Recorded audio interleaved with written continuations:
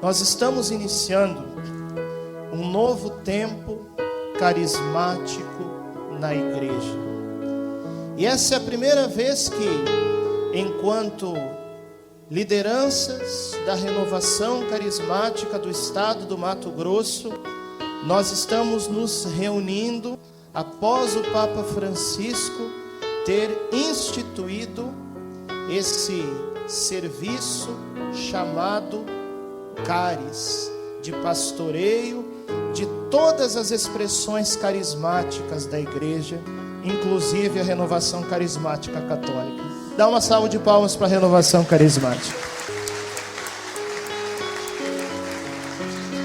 E o bonito é que quando o Papa Francisco, ele olha para qualquer expressão carismática, sabe como que ele chama?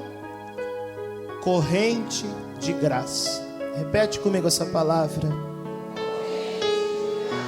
E aí o Papa Francisco, quando ele instituiu a Caris, ele falou assim: existem 3 prioridades que precisam ser metas para a corrente de graça. Repete junto comigo: o batismo no Espírito Santo, o serviço aos pobres, e terceiro aspecto, o ecumenismo. Guarda no coração essas palavras. Daqui a pouquinho eu volto para elas. Porque quando Jesus enviou os seus discípulos, ele falou assim: aonde vocês chegarem, dizei ao povo, o reino de Deus está próximo de vós. Jesus enviou os discípulos para que eles fossem canais da graça do reino de Deus na vida de todas as pessoas que eles encontrassem pelo caminho. Aí esses dias, chegou uma senhora e falou para mim assim: padre, eu quero conversar com o senhor.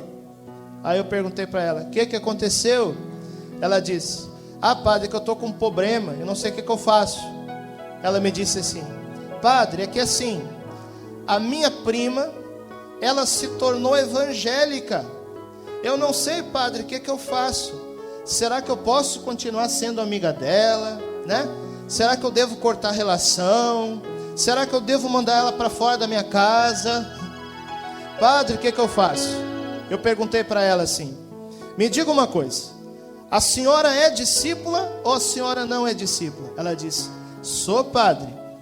Aí eu respondi para ela: então a senhora, como discípula de Jesus Cristo, tem a missão de ser canal do reino de Deus para todos os corações, inclusive para o coração da sua prima, que é evangélica. Gente, se a gente corta a relação com todo mundo, a gente não é canal de graça para ninguém. Quem aqui tem evangélico na família? Levanta a mão. Quem aqui tem alguém perdido na família? Levanta a mão. Quem aqui sem Jesus está perdido também? Levanta a mão. Mas dá uma salva de palmas para Jesus, que Ele nos salva. E Ele nos faz canal da graça para chegar na vida do outro. É por isso que quando a igreja nos fala a respeito do ecumenismo, nós precisamos compreender muito bem do que nós estamos falando e qual que é o objetivo da igreja quando fala de ecumenismo, para não sair fazendo coisas sem sentido, amém? Repete comigo assim: o ecumenismo são todos os esforços para a unidade dos cristãos. Aí a gente já entende uma coisa: o ecumenismo é algo que precisa acontecer entre os cristãos. Padre, mas como é que ficam os judeus que não são cristãos? Como é que fica os muçulmanos? Como é que fica o povo espírita? Olha, aí já é diálogo interreligioso, que também é necessário. Mas o ecumenismo, ele acontece entre os cristãos. Com qual objetivo? Para buscar restabelecer a unidade da igreja como era lá no início. A unidade dos cristãos. Porque se nós olharmos para os Atos dos Apóstolos, quem que já leu Atos dos Apóstolos aqui, levanta a mão. Olha que mentira é pecado, hein? Nos Atos dos Apóstolos, quantas igrejas haviam ali? Havia muitas igrejas? Veja, eu não estou falando aqui de igrejas particulares, não estou falando aqui de comunidades, de Éfeso, de Corinto. Eu estou falando aqui de igreja enquanto mistério da salvação. Quantas igrejas haviam ali? Somente uma igreja. Hoje, se nós sairmos nas nossas ruas, nos nossos bairros, eu não sei na sua cidade, na sua diocese como que é. Levanta a mão aqui quem que é do interior, quem que não é de Cuiabá.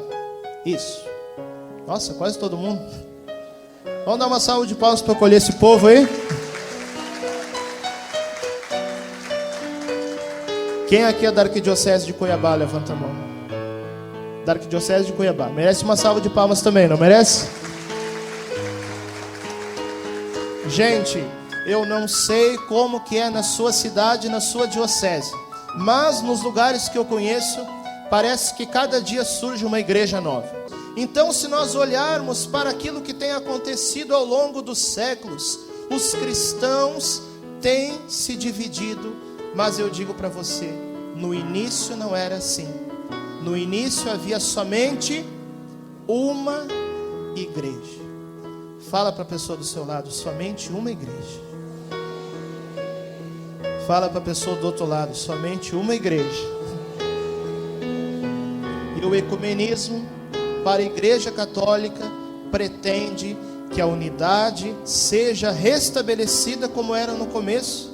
E uma das coisas que o Papa Francisco tem falado, não somente ele, mas também os grandes teólogos da história da renovação carismática, como por exemplo o padre Raniero Cantalamessa, que existe dentro da própria renovação carismática essa essência, esse impulso para restabelecer a unidade dos cristãos. Dá uma olhada para a cara da pessoa do seu lado. Vê se está com cara que não tomou banho por causa do frio. Fala para a pessoa do lado, é profecia, hein? Aponta para ela e diz assim: mas a partir de hoje, eu quero que nós sejamos apóstolo da unidade, instrumento da corrente de graça, instrumento da comunhão, para restabelecer a unidade dos cristãos. Dá uma salva de palmas mais uma vez para a unidade, que é sonho do coração de Deus. Mas a primeira coisa que nós precisamos entender para isso é que nós, seja como apóstolo ou seja como discípulos, nós só poderemos colaborar de maneira eficaz nesse ecumenismo se nós, em primeiro lugar, tivermos consciência da nossa identidade. Pergunta para a pessoa do lado, qual que é a sua identidade? Responde para ela assim: a minha identidade é 1046, 86. Não é isso que eu estou perguntando. Eu vou ser mais específico. Pergunta para a pessoa do lado, qual que é a sua igreja? Pode responder. E se você perguntasse para a pessoa do lado por que que ela é católica, o que será que ela responderia?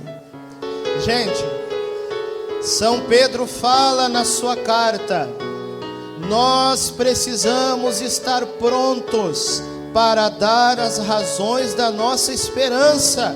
E se nós não sabemos porque nós somos católicos, é que está faltando algo na nossa identidade.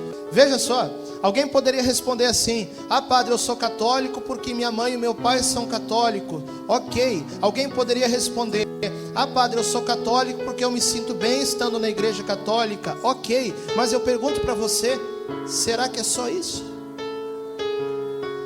A nossa fé tem fundamento. a nossa fé católica tem história, a nossa fé católica tem tradição.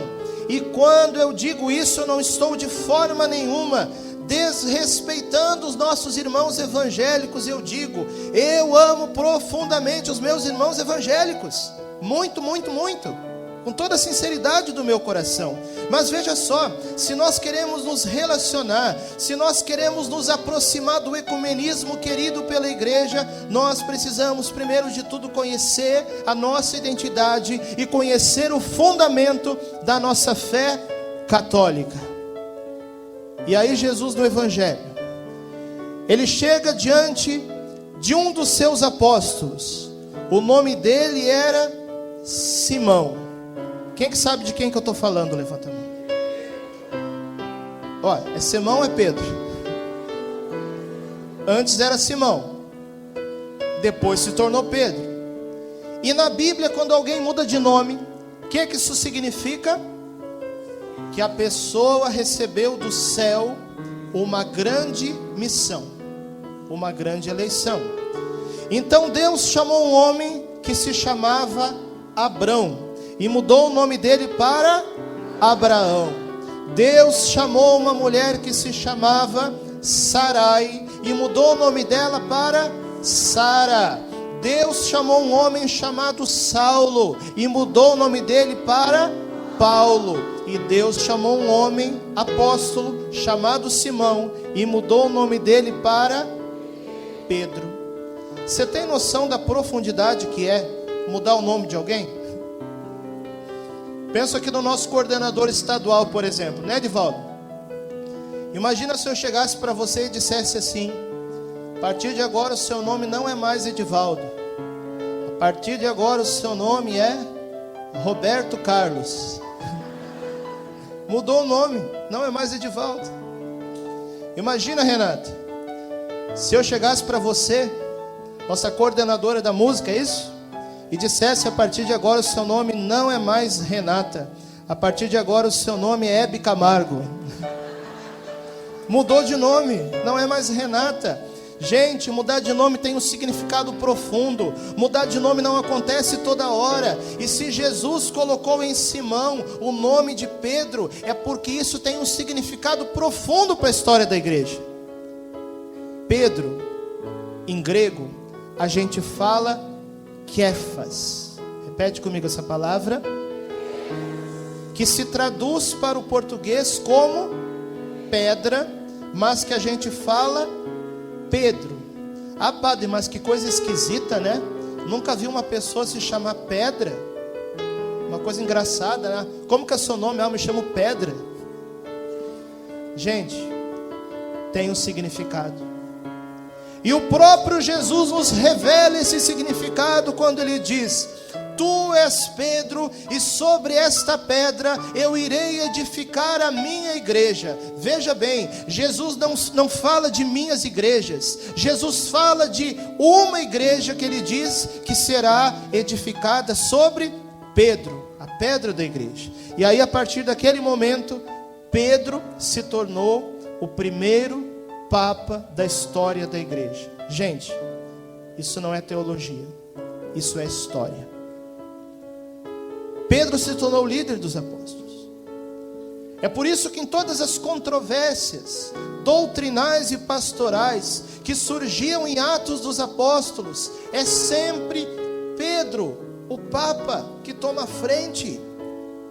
Só que aí passou alguns anos. O que aconteceu com Pedro? Morreu. E a igreja acabou? Sim ou não? Não. E a igreja ficou sem Papa? Sim ou não? O que aconteceu? O Espírito Santo iluminou os apóstolos e eles elegeram o segundo Papa da história da igreja, chamado Lino. Aí passou alguns anos. O que aconteceu com Lino? Morreu. E a igreja ficou sem Papa? O Espírito Santo iluminou os bispos da igreja e eles elegeram o terceiro Papa da história da igreja. Qual o nome dele? Cleto. Passou alguns anos. O que aconteceu com Cleto? Morreu. e a igreja ficou sem papa? Não, o Espírito Santo iluminou os bispos e eles elegeram o quarto papa da história da igreja, chamado Clemente. E assim durante 20 séculos, até que nós chegamos nos papas do nosso tempo. Quem aqui pegou o tempo de São João Paulo II? Levanta a mão. Geração Totus Tuus, né? Dá uma salva de palmas para João Paulo II. Acho que ele merece mais, hein?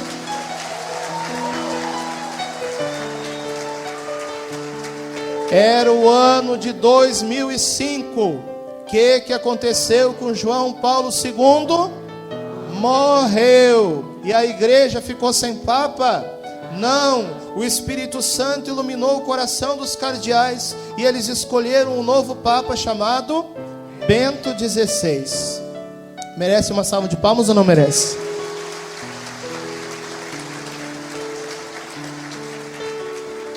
Era o dia 11 de fevereiro de 2013, em pleno Vinde Verde na Arquidiocese de Cuiabá. Que aconteceu com Bento XVI? Não morreu, pelo amor de Deus. Gente, Bento XVI está vivo e consciente. E eu acredito ainda em Deus que ele vai ter um grande papel na igreja, hein? Guarda no coração que pode ser profecia. Bento XVI não morreu. Bento XVI renunciou. E a igreja ficou sem papa? Não. O Espírito Santo iluminou o coração dos cardeais e eles elegeram um novo papa, Papa Francisco. Sabe o que eu mais gosto no Papa Francisco? O nome dele. Merece uma salva de palmas o Papa Francisco ou não merece? Grita comigo assim: viva o Papa! Viva a igreja! Viva a unidade! E por isso o Papa é o sinal da unidade da igreja. E entre Jesus Cristo e o Papa Francisco existe uma conexão histórica, porque Pedro foi aquele que Jesus estabeleceu como uma pedra, e a sucessão ela não para, a igreja não para, a igreja não acaba. Muitos disseram que a igreja ia acabar, mas todos aqueles que disseram que iam acabar estão mortos, e a igreja católica continua viva. Aí uma vez perguntaram para Napoleão assim: Napoleão, o senhor é um imperador, o senhor é poderoso, o senhor tem reinos que o servem. Napoleão, por que o senhor não funda uma igreja? Napoleão respondeu: olha, para eu fundar uma igreja, eu preciso fazer duas coisas: morrer e ressuscitar. A primeira eu não quero, a segunda eu não posso. Só Jesus que pode fundar uma igreja.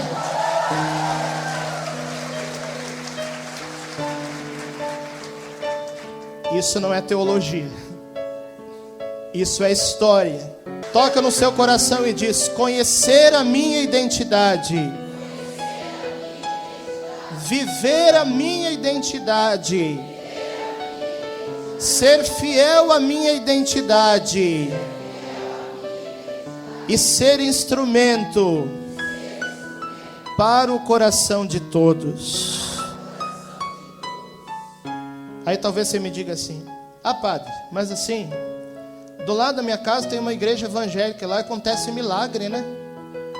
Eu digo para você: tudo bem, não tem problema nenhum acontecer um milagre numa igreja evangélica, porque o milagre acontece onde Deus quiser.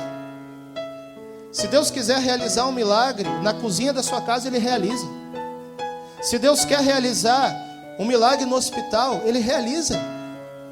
Se Deus quiser realizar um milagre no cemitério e ressuscitar um morto, Ele realiza. Então Ele pode realizar milagre também numa igreja evangélica. Batizar no Espírito Santo quem Ele quiser, independente dos limites visíveis da igreja. Tanto que Atos dos Apóstolos fala que na casa de Cornélio, durante a pregação de Pedro, os homens que ainda não eram batizados começaram a falar em línguas e se encheram do Espírito Santo. Por quê? Porque a ação do Espírito Santo pode ir além dos limites visíveis da igreja, desde que isso seja para o bem da própria igreja. Por isso eu digo para você: O sinal da igreja de Jesus Cristo não são os milagres. Agora sim é teologia, presta atenção no que eu estou falando. O sinal da igreja de Cristo não são os milagres. O sinal da igreja de Cristo é a presença da pedra, ou seja, a sucessão de Pedro. Esse é o sinal da unidade da igreja de Cristo. E por isso aqui nós temos tudo aquilo que é necessário para a nossa salvação.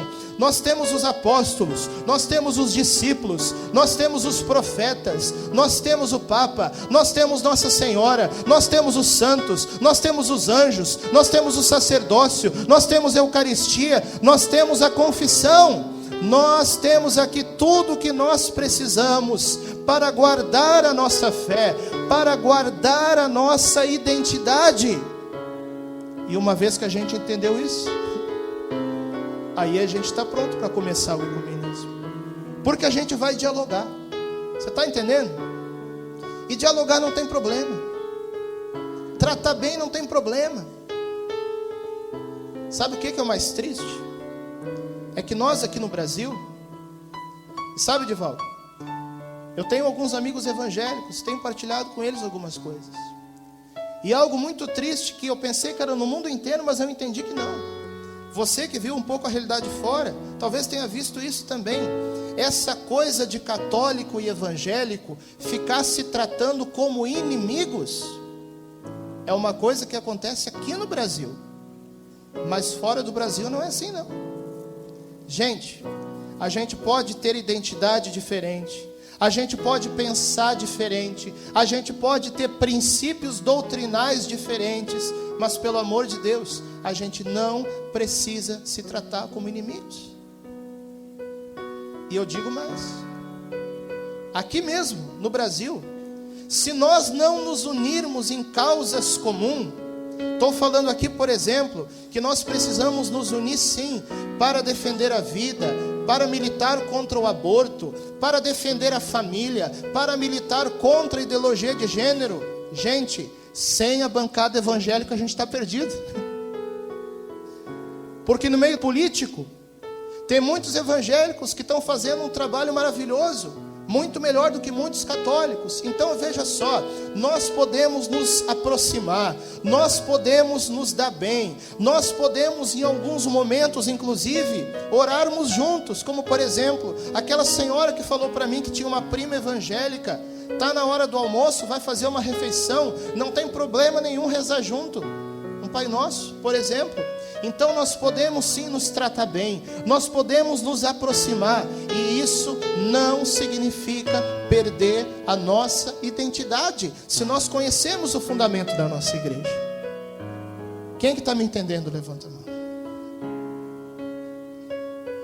Não é a nossa identidade que vai mudar, não é a nossa doutrina que vai mudar, mas talvez o que precise mudar é a forma como nós temos nos tratado uns aos outros. Sim ou não? Nós não precisamos ser inimigos. E quando nós baixamos as armas, começa a acontecer uma aproximação.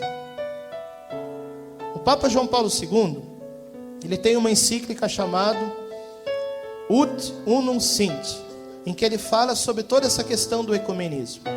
E aí o Papa João Paulo II, ele fala assim, que a unidade plena, ela será restabelecida por 3 vínculos. Quantos vínculos que eu falei?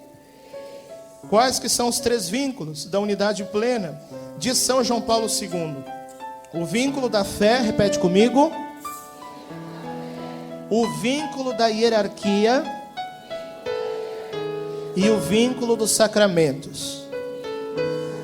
Então a unidade será restabelecida de maneira plena, havendo uma só fé, uma só doutrina, havendo todo o vínculo da hierarquia, discípulos, apóstolos, bispos e papa, e havendo também todos os sacramentos, inclusive o sacerdócio, a Eucaristia e a confissão. Quem falou isso não fui eu, foi o Papa São João Paulo II. Então vamos ser sinceros numa coisa? Quem aqui tem um amigo evangélico? Levanta a mão. Eu tenho, e os amo muito. Quando a gente chega para dialogar com o irmão evangélico, vamos ser sinceros numa coisa? A gente quer que ele se torne católico, sim ou não? A gente quer. A gente olha para nossa mamãe aqui e fica pensando, como seria bom se ele também acolhesse Nossa Senhora. A gente comunga nesse altar, a gente lembra talvez dos nossos parentes evangélicos que não comungam, e a gente pensa, como seria bom se essa pessoa que eu amo puder um dia receber o corpo de Deus. Então, no fundo, assim como o próprio Papa João Paulo II admitiu, nós queremos que os nossos irmãos evangélicos se tornem católicos. É verdade ou não é? Agora vamos ver o outro lado da história. Seu irmão evangélico, no fundo, o que ele quer? Ele quer que você aceite Jesus. Um dia um irmão evangélico perguntou para mim assim: você conhece Jesus? Eu respondi: conheço, todo dia ele vem na minha mão na hora que eu celebro a Santa Missa. Mas nós queremos que ele se torne católico, e eles querem que a gente se torne evangélico. Então, padre, como que a gente vai caminhar para o ecumenismo numa confusão dessas? Eu estou aqui explicando para você. Sabe o que a gente pode fazer? A gente pode tratá-los bem, a gente pode não tratá-los como inimigos, a gente pode baixar as armas, a gente pode ser amigo, a gente pode dialogar, e a gente pode em alguns momentos orar juntos. Aí eles vão fazendo o mesmo caminho do outro lado, nós desse lado, eles do outro, e vai havendo uma aproximação.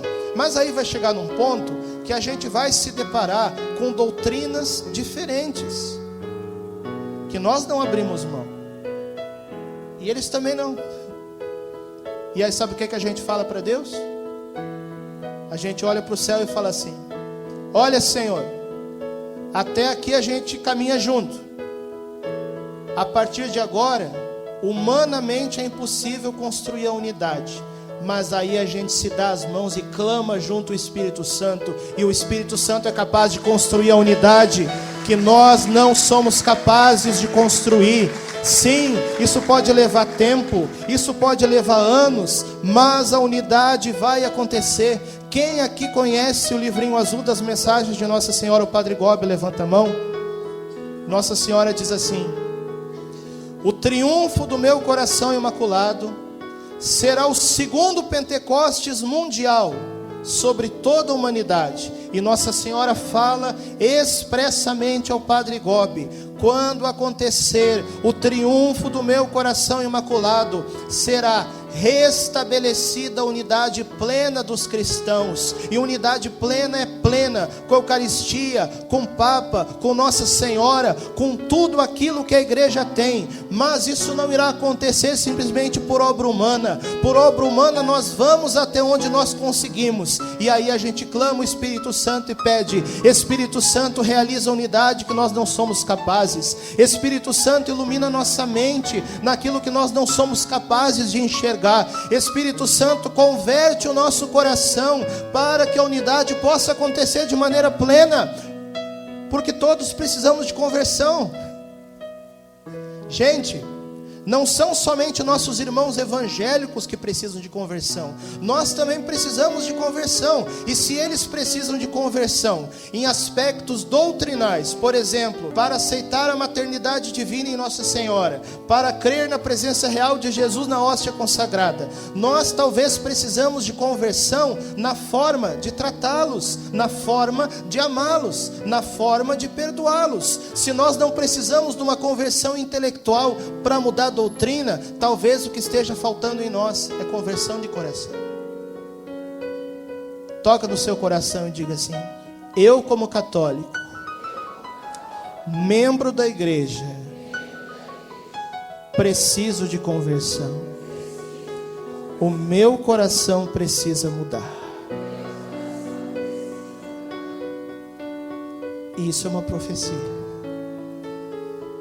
O Catecismo da Igreja Católica diz que Jesus não vai voltar enquanto os judeus não se converterem. Está no Catecismo. Mas a gente pode ir mais longe. Se Nossa Senhora está prometendo que vai acontecer, ainda aqui na terra, a unidade plena dos cristãos, nós precisamos nos unir, nos aproximar, para clamar o Espírito Santo, para clamar a volta de Jesus. E a promessa é que ainda nessa terra vai acontecer o restabelecimento da unidade plena. Dá uma salva de palmas para essa promessa de Nossa Senhora.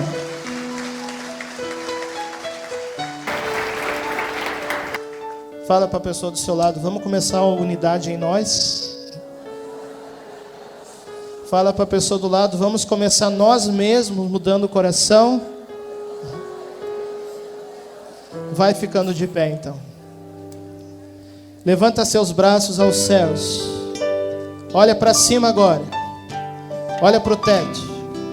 Imagina nessa hora o teto se abrindo. Imagina nessa hora o céu se abrindo. E diz comigo assim: Maranatá. Vem, Senhor Jesus. Manda à frente o Espírito Santo, mas vem atrás. Maranatá. Vem, Senhor Jesus, e realiza na igreja, realiza nos cristãos a unidade plena, a começar pela conversão do meu coração. Toca no seu coração e vamos cantar. Que santidade de vida, que homens devemos ser. Que santidade de vida, que homens devemos ser. Dá a mão para quem está do seu lado. Pois se tudo pode pegar o corredor, Senhor chamará.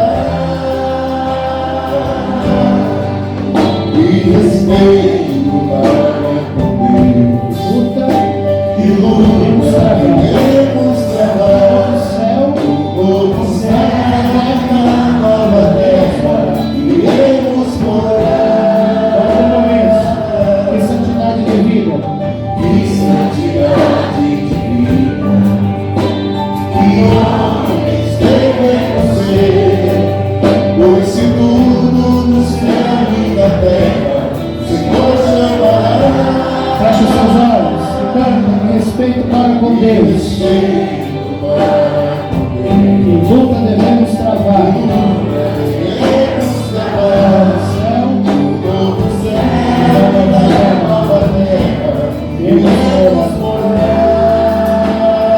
Somos, Senhor, tua igreja. Somos, Senhor, guarda e a prece. Assim gloriosa. Senhor, por sucesso, feito a sua promessa, não com os ombros de Deus. Erga o braço do seu irmão e canta, mas o Senhor virá. Ele não tarda.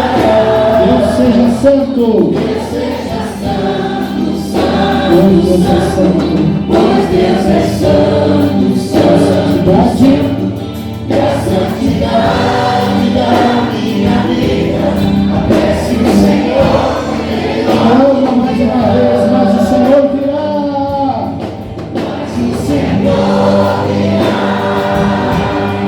Ele não tardará. Deus seja santo, Senhor, Deus seja santo, santo, santo. A santidade da minha vida, peço o Senhor, e não virá. Com os olhos fechados agora, levanta a mão do seu irmão, o mais alto que você pode. E nós vamos agora no ato de coragem, no ato de ousadia, fazer uma oração que talvez nós nunca tenhamos feito na vida. Nós vamos abrir a nossa boca e nós vamos erguer um clamor pela unidade dos cristãos. Faça isso agora. Nós vamos agora orar pela unidade. Nós vamos agora clamar pela única igreja de nosso Senhor Jesus Cristo. Clama pela unidade. Pede pela unidade. intercede pela unidade, clama agora a unidade dos cristãos, ora agora pelos evangélicos, ora agora pelos ortodoxos, ora agora pelos católicos, ora agora pelo povo judeu que há de aceitar também a vinda do Messias. Sim, Senhor Jesus Cristo, nós estamos clamando a tua vinda, Maranatá. Sim, Senhor Jesus Cristo, nós estamos clamando sobre nós o segundo Pentecostes e a terceira onda do avivamento que vai derramar uma santidade sobre a humanidade tal como nós nunca conhecemos antes. Sim, Senhor Jesus Cristo, nós estamos clamando agora a unidade, nós estamos clamando a conversão, sim, a conversão do nosso coração, sim, a conversão das nossas estruturas naquilo que tem que mudar, sim, a conversão das nossas instituições naquilo que pode e deve mudar, mas nós estamos clamando também, Senhor, a unidade, nós estamos clamando aqui, Senhor, e nós queremos profetizar o retorno para casa, o retorno à Nossa Senhora, o retorno à Eucaristia, o retorno ao Papa. Nós queremos, Senhor, pedir sobre nós agora a onda do avivamento, a onda da santidade, a onda da unidade. Senhor, faz por nós aquilo que nós não conseguimos. Senhor, derrama sobre nós, realiza em nós os milagres que nós não somos capazes de realizar. Tu és o Senhor da igreja, Tu és o Senhor da humanidade, Tu és o Cordeiro ressuscitado, em pé, imolado sobre o altar. Vem, Senhor Jesus Cristo, sobre nós. Clama, clama, clama e ora agora com força.